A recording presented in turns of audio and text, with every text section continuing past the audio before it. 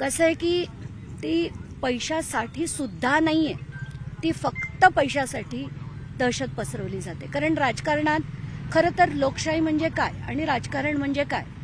राजकारणात लोकांनी देशसेवा करावी, लोकहिताचे मुद्दे घ्यावे, लोकांसाठी लढावं. आता एकतरी राजकारणी तुम्हाला तसा दिसतोय का? ते कशासाठी येत आहेत?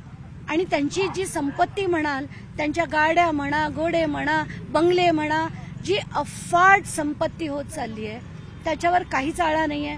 आणि देशाच्या सामान्य माणसाची जी परिस्थिती आहे ती जशी 15 वर्षापूर्वी होती, जे बीड मी 15 वर्षापूर्वी 12 वर्षापूर्वी मी केंद्रेकरांचं जेव्हा इथून बदली केली गेली तेव्हा जे आंदोलन केलं, बीड तेव्हाचं बीड आणि आत्ताचं बीड याच्यात फारसा काहीच फरक पडला नाही.